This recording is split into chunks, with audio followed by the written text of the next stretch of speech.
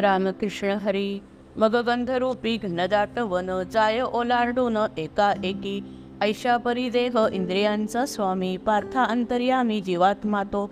मनाचे सर्वथा घेऊनी सहाय्य शब्दादी विषय भोगीत असे.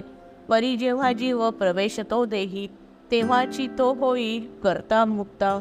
जैसा कोणी आला सहपरिवार प्रासादे सुंदर राहावया. तरी तो संपन्न विलासी म्हणून येतसे कळून सहजेठी. तैच्या परिपार्थास स्थूल शरीरात येऊन राहत जीव जेव्हा. विषयेंद्रियांची तेव्हा गडबड अहंतेची वाढ दिसू लागे. किंवा जीव जेव्हा एका शरीरास टाकून दुजास अंगीकारी तेव्हा इंद्रियांचा हाची समुदाय घेऊन जाय स्वतः संगे. जैसा अतिथीचा झाला अपमान जाई पुण्यधन घेऊन या. किंवा कळसूत्री बाहुल्यांचा नाच धागा तुटताच थांबे जैसा. किंवा मावळता सहस्र किरण लोकांचे लोचन सवे नेई. काय सांगू फार जैसा प्रभंजन नेतसे वाहून पुष्पगंध. तैसा देहराज जीवात्मा हा जाण तेव्हा ते सोडून जाय जेव्हा. तेव्हा आपुलिया संगे ऐसी नेई मना सहसाही इंद्रियेही. मग इहलोकी ना तरी स्वर्गात अंगीकारी जेथ अन्य देह. तेथ त्याचा देही विस्तारितो पाही मनादी सहाही इंद्रियांसी. मालविता दीप प्रवेशवे जाई पुन्हा तेज देई लाविता तो. परी येथे ऐसे वाटे धनंजया अज्ञजनांची या दृष्टी लागी की हा जीवात्माच देहधारी झाला यानेच भोगीला विषयही. किंवा हाची जाय देहाते सोडून साच अज्ञजन मानिती हे. मृत्यू आणि जन्म भोग आणि कर्म सर्वथा हे धर्म प्रकृतीचे. परिजन्म मृत्यू आत्म्यासीच होती ऐसे मंदमती मानिती ते. एवढीशी अल्प शरीराची मोठ चेतना प्रकट होता त्यात. आत्मा आला ऐसे बोलती अज्ञान चलन वलन देखोनी ते.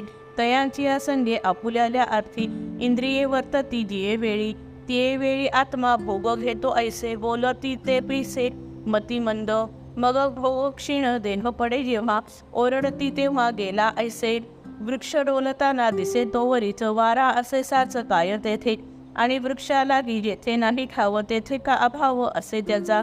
किंवा आरशात पहावे तेव्हाच आपणासी साच मानावे का. आपले अस्तित्व सर्वथैव पाही नव्हतेच काही तया आधी. मग तो दर्पण सारिता बाजूस लोपता आभास स्वरूपाचा. आपले अस्तित्व संपले ऐसेच मानावे कसाच सुनिश्चये. बोलती ग ऐसे झाला मेघनाद जरी गुण शब्द आकाशाचा. धावती सवेग मेघ परी जैसे धावे चंद्र ऐसे आरोपिती. तैसे जन्म मृत्यू देहासीच होती परी मंदमती आंधळे जे. तया अविक्रिय आत्मा मरे जन्मे ऐसे वाटे भ्रमे सुनिश्चये. आत्मा आत्म्या ठाई देह धर्म देही देहती ते पाही वेगळेच. ज्ञानदृष्टीने ते देखोनी हे सर्व देही आत्मतत्व ओळखती. ग्रीष्मकाळी जैसे रवीचे किरण ढगासी भेदोन पार जाती. तैसी विवेकाची वाढवनिया व्याप्ती स्वरूपीच स्फूर्ती बसे ज्यांची. देखती ते ज्ञानी आत्मतत्व कैसे तेची सांगत असे ऐक आता. जैसे तारांगणीत भरले गगन सागरी बिंबोन राहे जरी. तरी ते तुटोन पडले नाहीच कळो येईसाच बुद्धीसी हे. सागरी आभास भासत तो वाया गगनाचे ठाया गगनते. जाणती ते जैसा आत्मात्म्या ठाई असोनिया देही देहातीत. ओवळाचे जळ वाहे खळखळ चंद्रिका केवळ बिंबे देथे. परिचंचळ ते जळची साचार चंद्रिका ती स्थिर चंद्राठाई. किंवा भरे आटे सरोवरी नीर परी तो भास्कर स्वस्थानीच. तैसा होय जाय देह परिमाते जाणती ते ज्ञाते अविनाश. घडले मोडले घटमठ जरी राहे व्योम तरी तैसे चिते.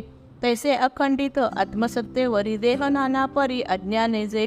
कल्पिले तयास उत्पत्ती विनाश गळे ज्ञानियास स्पष्ट ऐसे स्पष्ट. करीना करवी काहीही व्यापार चढेना साचार ओघटेना. ऐशा चैतन्याच्या सत्यस्वरूपाते जाणती ते ज्ञाते आत्मज्ञाने.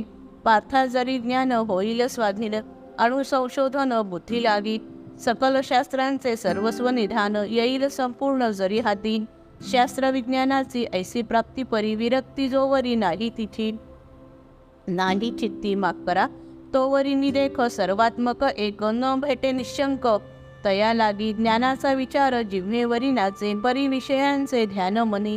तरी तयासी मी न भेटे साचार, सत्य हे त्रिवार जाण बापा.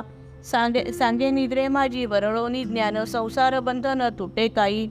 ना तरी पोथीसी करो निया स्पर्श, होय का प्रवेश विद्ये माझी.